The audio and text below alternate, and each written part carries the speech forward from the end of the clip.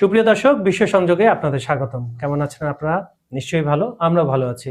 আপনাদের সঙ্গে বরাবরের মতো আমি স্টুডিওতে রয়েছি কাজল হায়দার, আর আমার সঙ্গে আজকে রয়েছেন সিনিয়র সাংবাদিক আহমদ আতিক। আতিক ভাই, বিশ্ব সংযোগের দর্শক এবং আমার তরফ থেকে এবং এই শোয়ের তরফ থেকে আপনাকে আবারও অভিনন্দন জানাচ্ছি। দর্শক শ্রোতাদেরও আমরা অভিনন্দন জানাই।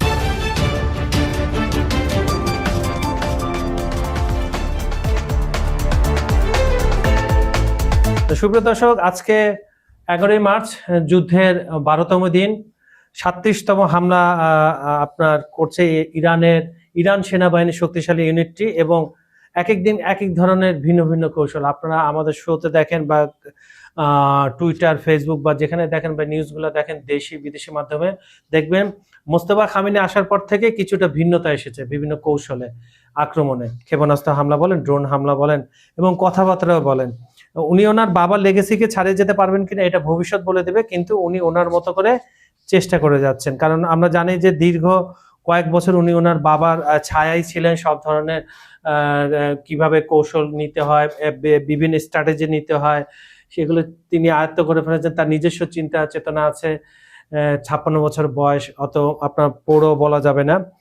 আর আতিকের কাছে আমার প্রশ্ন, এখন যুদ্ধ বন্ধের কৌশল আমরা দেখতেছি কয়েকদিন ধরে মার্কিন যুক্তরাষ্ট্র এবং ইসরায়েল তার বন্ধু দেশ কাছ থেকে, মানে ন্যাটোর বিভিন্ন দেশ এবং এমনকি পুতিনের কাছেও ফোন আলাপ করে যুদ্ধ বন্ধের একটা এক্সিট ওয়ে। এখন তো তার মানিজ্যত কিছু নেই, মুখে যত চাপাবাজি করে এক্সিট ওয়ে খুঁজছে। এই খোঁজাটা কতটুকু তাদের জন্য সাকসেসফুল হবে, নাকি একবারে মনে করেন, আমরা বাংলাদেশে একটা অঞ্চলের নাম বলতে চাই না, সমগ্র বাংলাদেশে আমাদের যে বলে না বস্তা বেস্তা নিয়ে সব পলায় মধ্যপ্রাচ্য থেকে, মানে তল্পি তল্পা সহ গুটিয়ে যাবে কিনা, এটা মার্কিন যুক্তরাষ্ট্রের বেস্টেজ, আর ইসরায়েলের সেই দম্ভটা চূর্ণ হবে কিনা, কি মনে হয় আপনার? আসলে আপনার খেয়াল রাখতে হবে যে একটা কথা আছে, মার্কিনীরা যা বলে তার উল্টাটা করে। আর এখন যেহেতু মার্কিন যুক্তরাষ্ট্রের একজন পাগলা প্রেসিডেন্ট, আসলে সেই নীতিটাও বোঝা যায় না, সে আসলে কি বলতে চায়, কি করতে চায়, আগের মার্কিন নীতিগুলা কি এখন চলমান আছে কিনা। যেমন গত কয়েকদিন আগে মার্কিন এক সিনেটর বলতেছিল যে মার্কো রুবিও এবং যে কুশনার, ট্রাম্পের জামাতা, এরা রিপোর্ট করে সরাসরি নেতানিয়াহুর কাছে। আবার ট্রাম্প যদি কিছু জানতে চায়, সেও নেতানিয়াহুর কাছেই জানতে হয় ফোন করে। তার মানে মূল নেতৃত্বটা নেতানিয়াহুর কাছে। তো মার্কিনীরা আসলে চাচ্ছে যে যুদ্ধ থামাক, আবার উল্টা দিকে ব্যাপক হামলা করতেছে। গতকাল মঙ্গলবার রাতে ইরানে ব্যাপক হামলা করেছে। এবং আপনি একটা মজার ব্যাপার জানবেন যে রমজানের কিন্তু এখন বেজর রাতগুলো শুরু হয়ে গেছে, এবং বিশেষ করে 21শে রমজানের আগের রাত ছিল গতকাল। তো এই রাতগুলোতে ধরেন আমাদের সুন্নি ওয়ার্ল্ডে আমরা শবে কদর জানি, 27শে রমজান রাতে আমরা ইবাদত করি, কিন্তু শিয়া ওয়ার্ল্ডে হলো 19, 21, 23 এই রাতগুলো ইবাদত করে। এবং ইমাম রেজা আলাইহিস সালামের মাজার সহ বিভিন্ন মসজিদ এবং দরগাগুলায় তারা ব্যাপক হারে মানুষজন ওখানে আসে, রাতের বেলা ইফতারি সেহেরি ওইখানেই খায়। হ্যাঁ, তো যার ফলে ওইসব উপর দিয়ে প্রচুর হামলা হচ্ছে আশেপাশে, মানুষের কোনো বিকার নেই, মানুষ ইবাদত করতেছে। আবার আপনি আরেকটা জানেন যে শিয়াদের আরেকটা গ্রুপ আছে ইসমাইলিয়া, তারা আবার শবে কদর পালন করে 23-এর রাতটাই। তো যাই হোক, এগুলো তো আছেই। তো এইভাবে মানে ইরানি জনগণের মধ্যে এই যুদ্ধ নিয়ে আসলে কিছু নাই, তাদের মধ্যে একটা শাহাদাতের স্পৃহা আছে, এটা নিয়ে তারা ভাবেই না। মানে অন্য দেশে আমরা যেমন জানমাল নিয়ে পালাই, মার্কিনীরা, ইউরোপিয়ানরা সবাই পালাই, কিন্তু ইরানিরা হলো একটা ব্যতিক্রম। তো সুতরাং এখানে ইরানিদের পক্ষ থেকে যুদ্ধের থামানোর ওরা বলছে, সবসময় বারবার বলতেছে যুদ্ধ তোমরা শুরু করেছো, আমরা থামাবো। কিন্তু মার্কিনীরা কিন্তু এখন হাত পায়ে ধরতেছে। আমরা যেটা দেখতে পাই, রাশিয়া, চীন, ফ্রান্স, টার্কি সহ প্রায় এগুলোর শীর্ষ নেতাদের সাথে আরো মোট 26টি দেশের কূটনীতিকদের হাতে পায়ে ধরতেছে যুদ্ধ থামাও। এখন ইসরায়েল পড়ে গেছে বিপদে, সে দেখতেছে যে যদি এই কূটনৈতিক প্রচেষ্টা সফল হয়ে যায় তাহলে তো আরেক ঝামেলা। তো এই জন্য সে কি করতেছে, আবার বেপরোয়া ভাবে যে ফলস ফ্ল্যাগ হামলা করতেছে বিভিন্ন দেশে, যাতে তারা মধ্যপ্রাচ্যে নিজেদের মধ্যে, সৌদি আরবের মাধ্যমে তারা পাকিস্তানকে যুদ্ধে জড়াতে চাচ্ছে, আবার টার্কিকেও তারা যুদ্ধে জড়াতে চাচ্ছে। তো এগুলো তাদের প্রচেষ্টা, এখন এগুলো সফল হবে কিনা সেটা তো পরের ব্যাপার। বাট তাদের পক্ষ থেকে এই যুদ্ধকে কিভাবে একটা ভিন্ন মাত্রায় নিয়ে যাওয়া যায়, যুদ্ধ যেন কোনোভাবেই না থামে, মানে অপকৌশল যদি সহজ কথা, যেমন মার্কিন একজন সিনেটর ক্রিস মার্ফি, উনি গত মঙ্গলবার রাতে একটি বিশেষ মানে যুক্তরাষ্ট্রের যুদ্ধ বিষয়ক কমিটির শীর্ষ বৈঠকে ছিলেন। বৈঠক থেকে বেরিয়ে তিনি বললেন যে আমার মনে হয়েছে যে আমাদের এই যুদ্ধ শুরুটাও ছিল বিশৃঙ্খল এবং কোনো রকম সমন্বয় নেই। হ্যাঁ, কিছু অর্জন করতে আমরা পারবো কিনা জানি না, এবং ইরানের পারমাণবিক কর্মসূচিকে আমরা ধ্বংস করব বললে তো নিশ্চয়ই কয়টা চিন্তারও বাইরে। হ্যাঁ, তারপরে আবার দেখেন এই যে যুক্তরাষ্ট্রের পক্ষ থেকে তারা বলছে যে তারা যুদ্ধ থামাতে চায়, আবার এদিকে এই যে আপনার ইরানের পক্ষ থেকে জাতিসংঘ মহাসচিবকে গত 8ই মার্চ মানে 8ই মার্চের একটা ঘটনা জানানো হয়েছে যে লেবাননের বৈরুতে হামলায়, ইসরায়েলি হামলায় 4 জন কূটনীতিক নিহত হয়েছে ইরানি। আবার একই সাথে আমরা দেখতে পাই আপনার বিভিন্ন দেশে কূটনীতিক জায়গাগুলো যেমন কানাডা, নরওয়ে এবং আরো 2-1টা জায়গায় এগুলোতে মার্কিন কনসুলেটের উপর, ইসরায়েলি কনসুলেটের উপর হামলা হয়েছে। এইসব জায়গায় যদিও কোনো হতাহত হয়নি। এছাড়া তেহরানেও আপনার রাশিয়ান দূতাবাসে হামলা, ইরানের গভর্নরের ভবনের পাশে। হ্যাঁ, গভর্নর ভবনের পাশে। তো এটা নিয়ে রাশিয়ার যে মারিয়া জারাকোভা সে উদ্বেগ প্রকাশ করেছে এবং মার্কিন যুক্তরাষ্ট্রকে সতর্ক করেছে। তো এগুলো দিয়ে আপনি দেখেন মানে মার্কিনীদের মধ্যে যদিও যুদ্ধে একটু থামানোর প্রচেষ্টা বা পিছুটান দেওয়ার, কিন্তু ইসরায়েল কিন্তু এটাকে আবার যাতে মার্কিনীরা এখান থেকে পিস পাওয়া না, এই চেষ্টা তারা করে যাচ্ছে। তো এইটা হলো একটা মুশকিল। আচ্ছা, আমি আতিফের কাছে আবার আসবো, আমি একটু দর্শকদের কমেন্ট নিয়ে আসি, তখন আপনি কিছু গতকালকে ঘটে যাওয়া কিছু উল্লেখযোগ্য ঘটনা এবং আজকে সকালে একটা ছোট ছোট বলবেন এবং আপনার অ্যানালাইসিস গুলো বলবেন। মহেশপুর আইডি থেকে লিখছে, ইরান থেকে আমেরিকা হামলা করতে হলে ICBM দরকার, কিন্তু সেটা ইরানের হাতে এখন নাই, হয়তো ভবিষ্যতে অর্জন করে। ICBM অলরেডি ভাইয়া ওনার হাতে আছে, মানে যেটাকে বলে ইন্টারকন্টিনেন্টাল ক্ষেপণাস্ত্র, আন্তঃমহাদেশীয় ক্ষেপণাস্ত্র, এবং কিছুদিন আগে এটা টেস্ট করেছে রাশিয়ার পরামর্শ নিয়ে আর্কটিক মহাসাগরে সেটা পড়েছে। তো ওনার হাতে আছে এটা সফলভাবে। এটা কোন ক্ষেপণাস্ত্র আপনি দেখবেন যে ইদানিং ফেসবুক সব সমস্ত যোগাযোগ মাধ্যমে একটি ক্ষেপণাস্ত্র ইরান থেকে উৎক্ষেপণ বা ক্ষেপণাস্ত্র দেখা যাচ্ছে, যেটা জেলিফিশের মতো, একটা হেড খুলে যাচ্ছে, একটা জেলিফিশের মতো যাচ্ছে। এগুলো হচ্ছে আন্তঃমহাদেশীয় ক্ষেপণাস্ত্র। আহমেদ হক লিখছেন, আপনার কথা বলে তুরস্ক বিমান পাঠিয়েছে ভুতুরে সাইপ্রাসের জন্য। তুরস্ক এটা বিমান পাঠিয়ে, এটা ঠিক, আপনাকে ধন্যবাদ। এই সরকার লিখছেন, আপনার খবরগুলো শোনার অপেক্ষা থাকে, ধন্যবাদ। আমাদেরকে আরো বেশি বেশি আমাদের নিউজগুলা, এই অনুষ্ঠানটা শেয়ার করবেন। মঞ্জু লিখছেন, thank you for your meaningful discussion, ধন্যবাদ। আমাদের দুজনের তরফ থেকে আপনাকে ধন্যবাদ। আনিসুর রহমান লিখছেন, গুড অ্যানালাইসিস, আপনাকে ধন্যবাদ। মাসুদ লিখছেন, শুনলাম নেতানিয়াহুকে মারা গেছে, যদি সত্যি মারা গিয়ে থাকে তাহলে 2 রাকাত নফল নামাজ পড়ো। এখন উনি মারা গেছেন বা ওনার একটা ভিডিও প্রকাশ হচ্ছে, হাসপাতালে দেখছেন, যদি এই ভিডিওটা সত্যি হয় তার মানে হাসপাতাল ভিজিট মানে প্রচন্ড ক্ষয়ক্ষতি হয়েছে, এটা একটা দৃশ্য সামনে এসে পড়লো। আর যদি না হয় তাহলে এটা পুরাতন ভিডিও হতে পারে। কিন্তু উনি আহত হয়েছে এই কথার কারণ ওনার একজন মন্ত্রী, ক্যাবিনেটের মধ্যে ওনার ভাই মারা গেছে এবং ওনার ছেলে মারা গেছে, এই ধরনের বক্তব্য রয়েছে। এবং আপনারা দেখবেন সোশ্যাল মিডিয়া একটা ভিডিও খুব খুব তোলপাড় সৃষ্টি করেছে, নেতানিয়াহুর বাসভবনের বাহিরে সাধারণ সৈনিকরা বিক্ষোভ করতেছে, বলতেছে এই নেতানিয়াহুর জন্য আমার বন্ধু হারিয়েছি, আমার আত্মীয় হারিয়েছি। এ ধরনের দৃশ্য আপনার প্রকাশ্যে আসছে, এটা সেনাবাহিনীর মধ্যে। ওদিকে আমেরিকার সেনাবাহিনী তো বিদ্রোহ দেখা দিচ্ছে, কারণ হচ্ছে 165 জন শিশু মারা যাওয়ার পরে 2বার টমাহক মারছে। প্রথমবার মারছে, মারার পরে ওরা যখন আশ্রয়ে খুঁজছিল নিরাপদ স্থান, যখন সাহায্য করে যাচ্ছিল, তখন আবার হামলা করা হয়েছে। এইসব দৃশ্য দেখে 81 ফ্রিগেটের আপনার মার্কিন সেনারা একটা বিদ্রোহ করেছে, ওরা যুদ্ধে জড়াবে না। আচ্ছা, আমাদের পরবর্তী দর্শক জি আইডি থেকে লিখছেন, আপনাদেরকে ধন্যবাদ। ও মাসিম চৌধুরী, ছাড়খান বিয়ানীবাজার সিলেটবাসীকে আমাদের তরফ থেকে রমজানের মোবারকবাদ জানাবেন এবং আমাদের অনুষ্ঠানটা দেখার অনুরোধ রইল।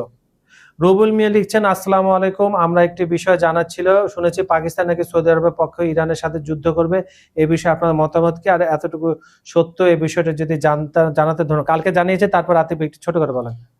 আসলে পাকিস্তান এবং তুরস্ককে এই যুদ্ধে জড়ানোর জন্য মার্কিন যুক্তরাষ্ট্র এবং ইসরায়েলের পক্ষ থেকে সর্বোচ্চ চেষ্টা করা হচ্ছে, এবং এই কারণেই তারা বিভিন্ন জায়গায় ফলস ফ্ল্যাগ আক্রমণ করে। এবং সবশেষে পাকিস্তানের তো একটা জটিল অবস্থা যে পাকিস্তানের জনগণের 37%-এর বেশি হলো শিয়া মাযহাবের, যার ফলে ওই দেশ ইচ্ছা করলেই এই যুদ্ধে জড়াতে পারে না, কিন্তু তারপরেও তারা যেন যুদ্ধে জড়ায়। পাকিস্তানের সেনা কমান্ডার আপনারা জানেন খুব লোভী প্রকৃতির হয়, তো তাদেরকে প্রচুর সৌদি আরব প্রচুর অফার দিয়েছে। তারা $10 বিলিয়ন একটা অফার দিয়েছে যে $5 বিলিয়ন তোমাদের ব্যাংকে থাকবে আর $5 বিলিয়ন অন্যান্য বিভিন্ন হবে।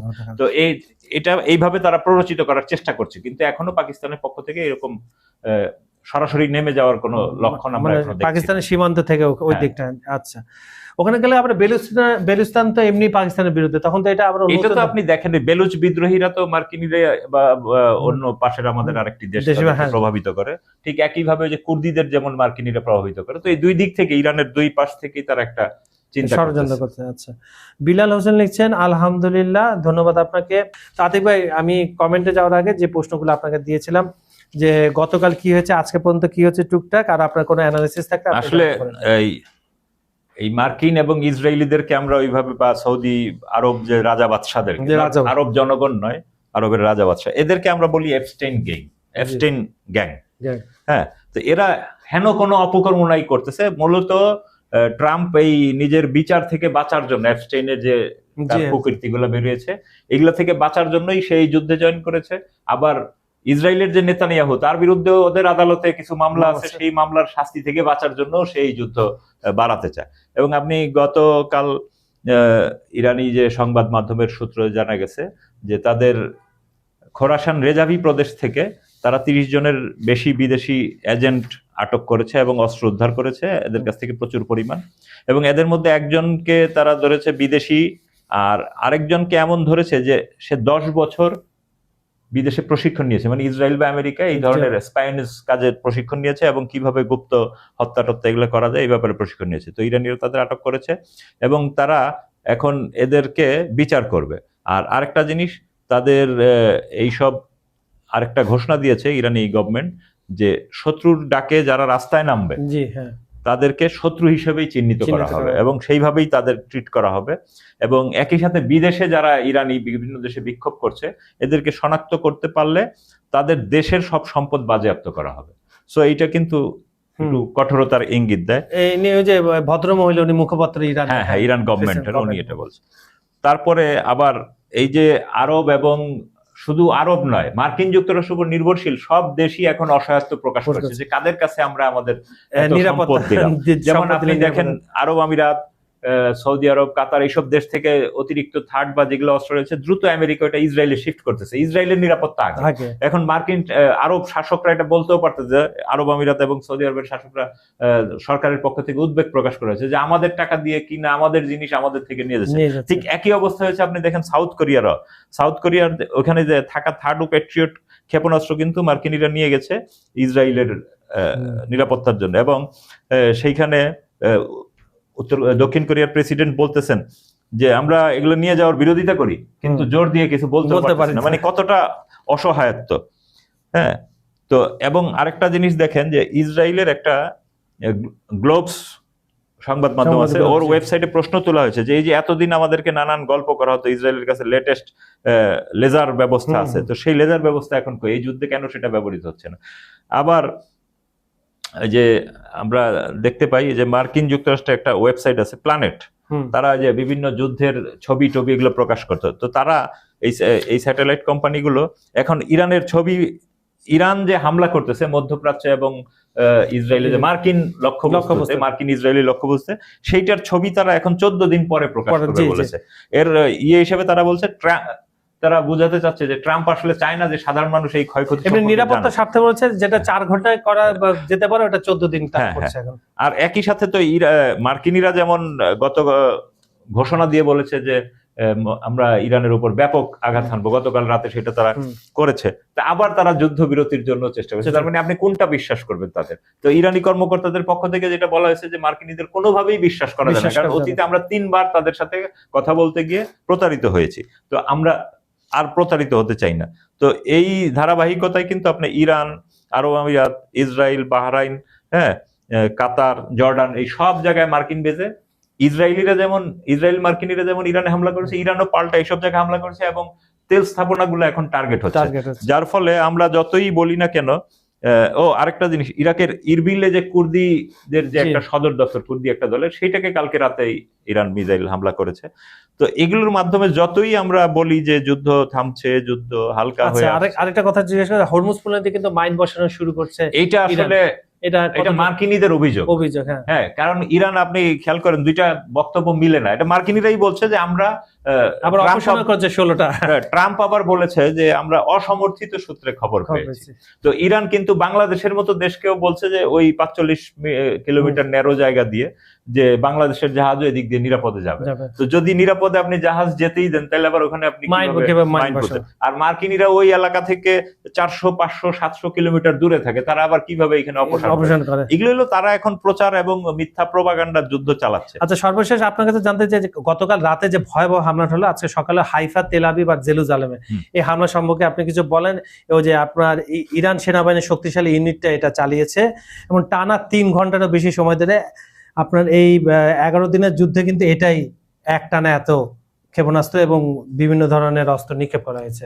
মানে এই যে মার্কিনীরা বলছে যে আমরা ইরানে হেভি হামলা করবো, ইরানিরাও এইটার আসলে কাউন্টার দিচ্ছে। হ্যাঁ, তো কাউন্টার দিচ্ছে এবং ওই যে ইরানের একজন কমান্ডার বলেছে যে তোমরা যে আমাদের হামলা করছো, এবং ওই যে মার্কিনীরা এবং অন্যান্য সংবাদ মাধ্যম অভিযোগ করছে ইরানের হামলা স্তীমিত হয়ে আসছে, গতি কমে আসছে। কিন্তু ওই কমান্ডার ব্যাখ্যা দিচ্ছেন যে আগে আমরা যে মিসাইল পাঠাতাম ওইটাতে ওয়ারহেড থাকতো হয়তো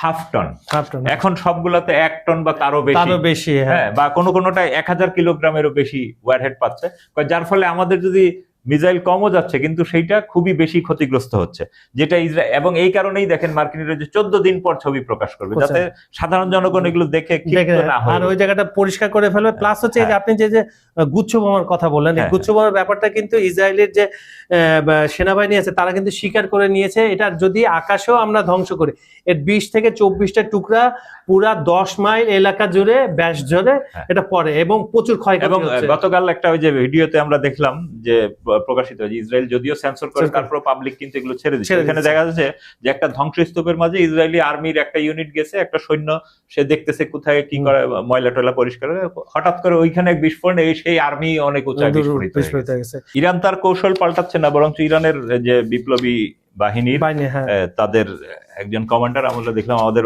RTVতেও এটা দিয়েছে, নিউজ করছে ইন্ডিপেন্ডেন্ট টিভি তারা, উনি বলছেন যে ইরানি হামলা থেকে বাঁচার জন্য মার্কিনীরা বা ইসরায়েলিরা তাদের পলাতক সৈন্যরা সাধারণ মানুষকে মানব ডাল হিসেবে ব্যবহার করছে। কারণ কি, তারা ক্যান্টনমেন্ট এবং তাদের যে জায়গা ছেড়ে ওই আবাসিক এলাকায়, আবাসিক হোটেল, বিভিন্ন আবাসিক বাড়ি ঘরে গিয়ে আশ্রয় নিতেছে, মানে ভাড়া নিতেছে বা তাদের সেফ হাউস হিসেবে। কিন্তু ইরানিরা ওগুলো ডিটেক্ট করে ওইখানে হত্যা করছে, যার ফলে এটা সাধারণ মানুষের জন্য আরেকটা প্রবলেম। আর যতই আপনি দেখেন যে আসলে উপর দিয়ে বলতেছে যুদ্ধ থামাবো, কূটনৈতিক চেষ্টা, আমেরিকানদের জনগণের চাপে বা কংগ্রেসম্যানদের চাপে তারা হয়তো এগুলো চেষ্টা করতেছে বিভিন্ন দেশের, যেমন কালকে পুতিনের সাথে 1 ঘন্টা আলাপ করেছে, কিন্তু তারপরেও কিন্তু যুদ্ধ থামার কোনো লক্ষণ নেই। তার কারণ হলো আপনি দেখেন বোয়িং কোম্পানি থেকে $289 মিলিয়ন বোমা অর্ডার দিয়েছে ইসরায়েল, এবং এগুলো কিছু সরবরাহ পাওয়া শুরু করেছে।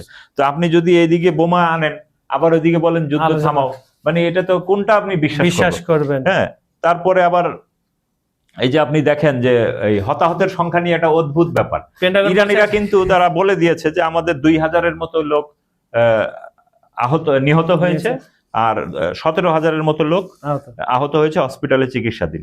আর এদিকে আপনি মার্কিন বা ইসরায়েলিদের কি, মার্কিনীরা বলে আমাদের 7+ নিহত হয়েছে। এই প্লাসটা কত? 7+ এর পরে 2007 নাকি 3007, আবার আহত বলে 150+। তারা সব ওই যে যেমন গতকাল আমাদের রৌমারি পাদুয়ার ঘটনায় বললাম যে ওদের নিহত হয়েছে 127, আর বিবিসি নিউজ করেছিল 17 থেকে 23 জন। তার মানে এবার বুঝতেই পারছেন যে ওদের এই বিষয়গুলো। পেন্টাগন আজকে বলেছে যে 114 জন। হ্যাঁ, তো 114 না, 114+। আপনি সবসময় খেয়াল করবেন, এটা প্লাস লাগিয়ে। তো ওদের এই প্লাসটা হলো কোথায় গিয়ে শেষ হবে এটা কেউ জানে না। এবং আসলে তাদের মধ্যে আপনি যতই বলেন, ওদের মধ্যে কিন্তু ওদের সৈন্যদেরকে এবং যুদ্ধবাজ নেতাদেরকে তারা উজ্জীবিত করছে যে এটা একটা ধর্মযুদ্ধ। এটাই আপনি যতই এটাকে স্বাভাবিক বলেন, কিন্তু তারা কিন্তু এটা অস্বাভাবিক ভাবে এগিয়ে নিতে চাচ্ছে। আচ্ছা। উপর দিয়ে নানান ধরনের চাপে নানান ধরনের ক্যামোফ্লাজ করতেছে, এগুলো দিয়ে আমাকে মানে ইরানিদেরকে বিভ্রান্ত করতে চাচ্ছে। এবং ইরানিদের অবস্থা হলো তারা মজলুম অবস্থায় যুদ্ধ করতেছে, কারণ তারা আক্রান্ত হয়েছে, তারা কিন্তু প্রথমে আক্রমণ করেনি। এবং ঠিক কোন দেশ, মুসলিম দেশ কিন্তু তাদের পাশে নেই। সারা বিশ্বের মুসলমান সাধারণ মানুষ তাদের সমর্থন দিতেছে, কিন্তু শাসক ইউরোপ আমেরিকারও শান্তিকামী মানুষ তাদের সমর্থন দিতেছে। কিন্তু এই শাসক, শুধু ইউরোপে আপনি একটু ব্যতিক্রম পাবেন আপনি স্পেনকে, হ্যাঁ, এবং এখন আরো দুই একটা ছোট ছোট দেশ তারাও এগুলা ইয়ে করতেছে। স্পেন একদম সরাসরি মার্কিন বিরোধিতা করছে যে আমরা এই অন্যায় যুদ্ধে তোমাদের সাথে থাকবো না। তো সুপ্রিয় দর্শক, আজকের বিশ্ব সংযোগের অনুষ্ঠানটা আপনাদের কেমন লাগলো আমাদেরকে জানাবেন। আর আপনারা যেখানে থাকেন নিরাপদে থাকেন, বিশেষ করে মধ্যপ্রাচ্যে যে ভাই বোনেরা রয়েছে, যে পরিবারগুলো রয়েছেন, তারা নিরাপদে থাকবেন। আমাদের অনুষ্ঠানটা পৃথিবীর কোন প্রান্ত দেখছে সেটাও জানান। আমাদের ভিডিওগুলো সম্পূর্ণ দেখে তারপরে আপনারা শেয়ার করেন, লাইক করেন, কমেন্ট করেন। আর আমাদের এই অনুষ্ঠানে আপনারা যদি কিছু জানতে চান অবশ্যই আমাদের কমেন্টে জানান। আজ এখানে বিদায় নিচ্ছি, আগামীকাল আবার দেখা হবে। আতিক ভাই থাকবেন আমাদের সাথে। সবাই ভালো থাকবেন, সুস্থ থাকবেন। আল্লাহ হাফেজ।